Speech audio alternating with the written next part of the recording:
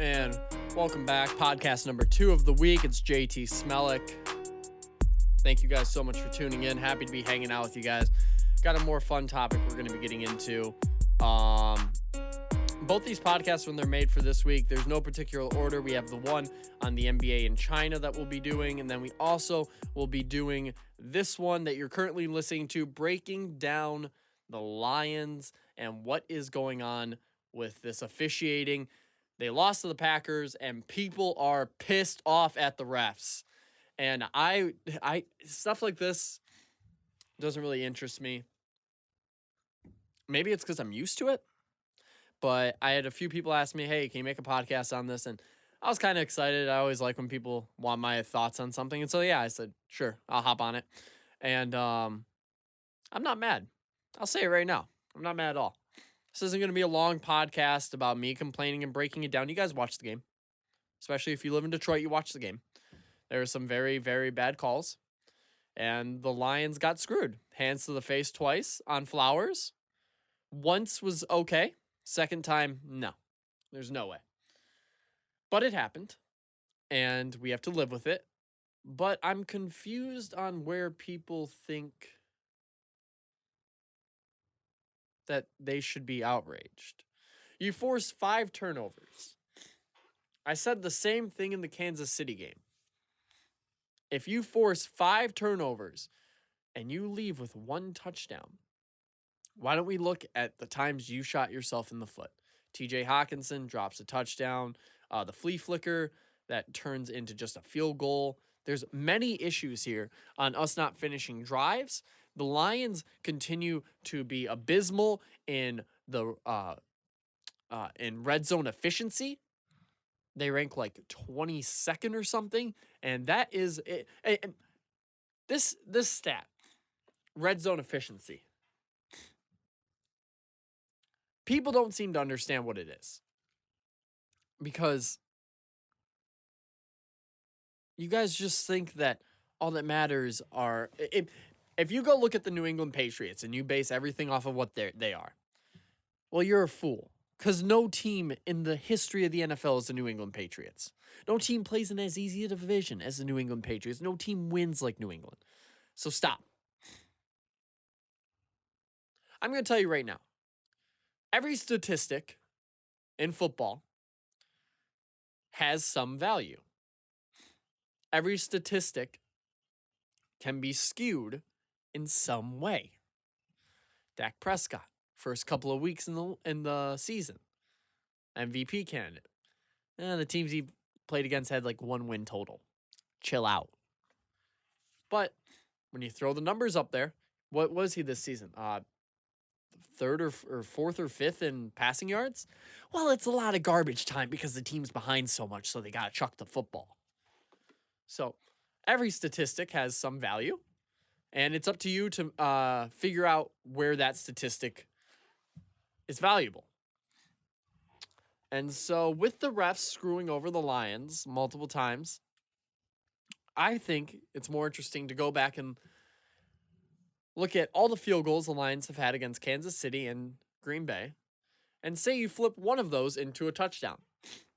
We can go back to Kansas City and we can go look at Kerryon Johnson fumbling in the 1-yard line. Well, right there's your game.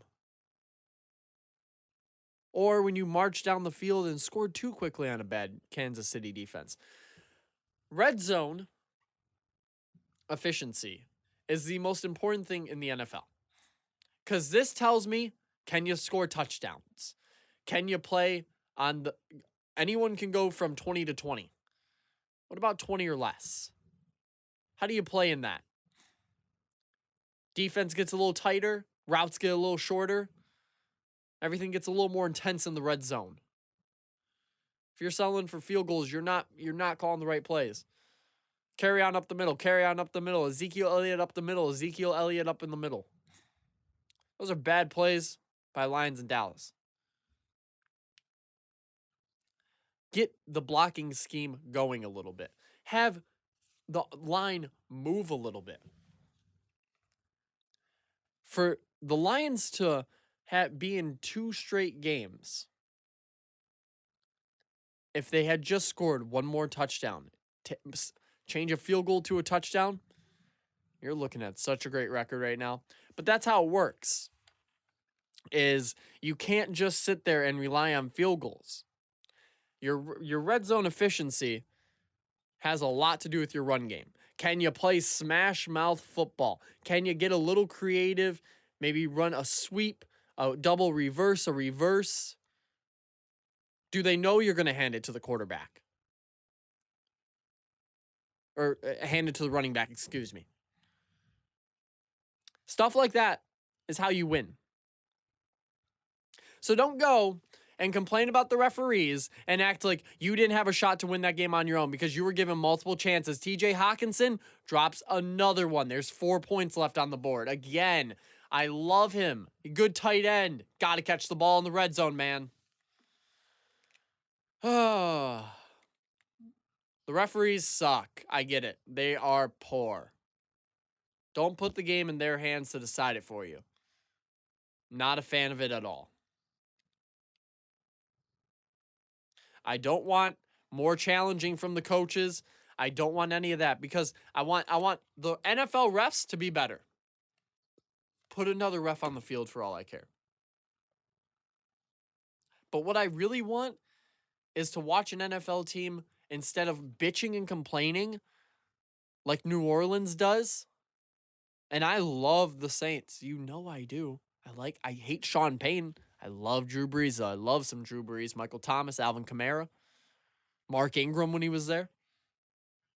But when you start acting like the game was all decided on your one call, don't forget that Saints game that resulted in a new rule added to the NFL. What happened after that call? Right, the game still went into overtime. You still had a chance to win it. You unraveled mentally. You lost the game. J.R. Smith in the NBA, when he didn't realize how much time was left on the clock, and he didn't realize what side of the court he was on. That game wasn't over either. Overtime. LeBron punches a clipboard. What was it, Kyle Korver's rallying the troops? Because LeBron's throwing a hissy fit? When you mentally take yourself out of a game, you lose it yourself. Making mental mistakes in the red zone is what is killing this team, not the referees. Get over it and start playing better football. Darren Bevel needs to start calling some better plays in the red zone, and I swear this team can really make some noise. So stop complaining, stop asking for help, make your own luck. And that's how the Detroit Lions need to move forward. No more making excuses, guys. Hey, thanks for tuning in, ladies and gentlemen. Double podcast week. Happy to be doing this with you guys. Once more, Kirk on the beats, mixing, mastering vocals. Kirk Lagosh, thank you guys so much for tuning in. It means the world to me. If you could like it, share it, subscribe. More content always coming your way. We are on Apple iTunes now. Once more, guys, thank you so much for tuning in to the DST podcast. This is JT Smelik, and see ya.